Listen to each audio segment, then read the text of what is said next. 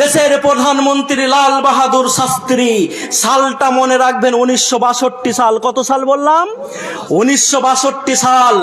লাল বাহাদুর শাস্ত্রী বলছেন, আমার কোষাগারে, আমার অস্ত্র ভান্ডারে সেরকম অস্ত্র নাই, আমি যুদ্ধ করতে পারছি না। সেদিন হায়দ্রাবাদের একজন বাদশাহ নিজাম তাকে ডাকছেন। কাকে ডাকছেন? লাল বাহাদুর শাস্ত্রীকে ডাকছেন। ডাকার পর বললেন, আমার কোষাগারে সোনা আছে। সোনার ওজন কত?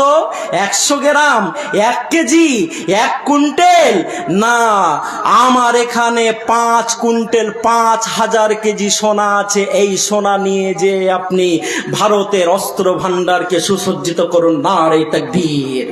নাম তার কি?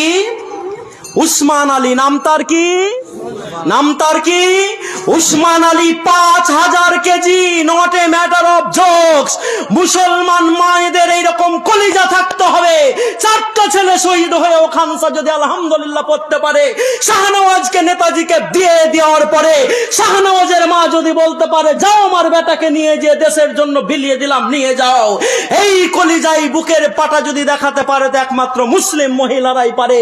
উম্মে আম্মারাই তো পারে। ওহুদের যুদ্ধে যেদিন তালহা বলেছিলেন, নাফসিলে নাফসিকাল ফেদাও ওয়া ওয়াজহিলে ওয়াজহিকাল বিকাও, আল্লাহ রাসূল গো মুখ বার করবেন না, আমি তালহা আপনার সামনে দাঁড়িয়ে যাচ্ছি, তলোয়ার আমাকে এসে লাগুক। এই দৃশ্য একমাত্র মুসলমানরাই দেখাতে পারে, তাছাড়া পৃথিবীর কোনো জাতি দেখাতে পারে না। নারে তাকবীর। তাই আপনাদেরকে আমি বলতে এসেছি, রাজাপুরের মানুষ, the situation is very crucial. এই টাইমটা চলছে অত্যন্ত ভাইটাল। সুতরাং এখন এক পা ফেললে ভেবে ফেলবেন, সাবধানে ফেলবেন, এবং এরপরে খুব ভালো দিন আসছে। বলেন আলহামদুলিল্লাহ। বর্তমান পৃথিবীতে মানুষের সংখ্যা কত জানেন? 800 কোটি। কত বললাম? 800 কোটি। 800 কোটি মানুষের ভিতরে শুধু একাই মুসলমানরা এখন 200 কোটি। বলেন আলহামদুলিল্লাহ। বলেন জোরে করে আলহামদুলিল্লাহ।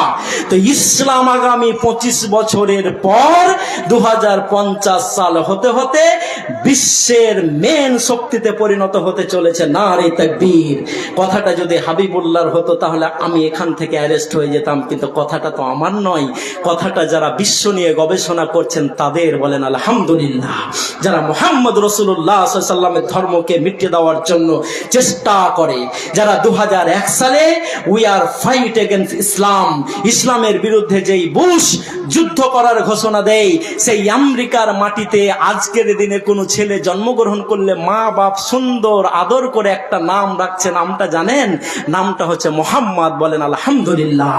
যেই মসজিদের উপরে বোমা ফেলে ফেলে ইরাককে ধ্বংস করা হয়েছে, একটা সার্বভৌমত্ব দেশ আফগানিস্তানকে শেষ করে দেওয়া হয়েছে, সিরিয়াতে গৃহযুদ্ধ লাগিয়ে সেখানে রক্ত সংগঠিত করা হয়েছে, যেই মসজিদকে শেষ করে দেওয়ার যারা পরিকল্পনা করে, আমি হাবিবুল্লাহ আপনাদেরকে সাহস দিয়ে বলে যাচ্ছি, এই আমেরিকার গলিতে গলিতে আজকে যেই ঘরটা রাতের বেলা, দিনের বেলা, সকালবেলা গড়িয়ে গজিয়ে উঠছে এবং তৈরি হচ্ছে, সেটা হচ্ছে মসজিদ। বলেন আলহামদুলিল্লাহ।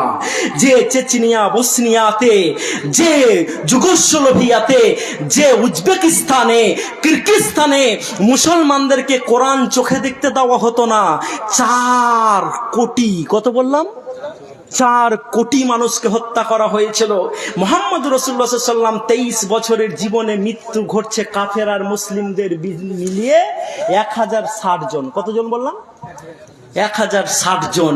আর যারা আজকে বিশ্বের দাদা, তারা প্রথম বিশ্বযুদ্ধ করতে গিয়েই কয়েক কোটি লোককে মেরে ফেলছেন। যারা বিশ্বের দাদা, দ্বিতীয় বিশ্বযুদ্ধ করতে গিয়ে কয়েক লক্ষ কোটি মানুষকে মেরে ফেলছেন। আর যারা 4 কোটি মুসলমান এবং সেখানকার দিন দরদি আলেমদেরকে ধরে ধরে হত্যা করেছে এবং বলেছে তোমাদেরকে আমরা কোরআন দেখতে দিব না, সেই রাশিয়ার প্রেসিডেন্ট ভ্লাদিমির পুতিন সেখানকার আলেমদেরকে ডেকে বলছেন আপনারা মসজিদ তৈরি করুন। বলবেন না আলহামদুলিল্লাহ? বলবেন না আলহামদুলিল্লাহ? মানে মসজিদ তৈরি করতে বলছেন। কেন হয় কেন মসজিদ তৈরি করবো আমরা? পুতিনের মুখে এই কথাটা শুনছি তো আশ্চর্য লাগছে তো, কারণ এখন হচ্ছে সুপ্রিম ম্যান অফ ওয়ার্ল্ড। বিশ্বে যদি একক পাওয়ারফুল মানুষ হিসাবে ধরা যায়, তো ট্রাম্পের ওপরেও তাকে স্থান দেওয়া হচ্ছে যে সে হচ্ছে বিশ্বের এখন 1 নম্বর দাদা, পুতিন, রাশিয়ার প্রেসিডেন্ট। তো পুতিন যদি বলে কোনো আলেমকে ডেকে যে মসজিদ তৈরি করো, তো মুসলমানরা অবাক হবে না? মাওলানারা জিজ্ঞেস করেছেন কি ব্যাপার, কেন মসজিদ তৈরি করতে বলেন? তখন তাকে বলা হয়েছে, সেই পুতিন বলেছেন, আমার গোয়েন্দা বাহিনী আমাকে খবর দিয়েছে যে রাশিয়ার মাটিতে একটা জায়গাতে এখন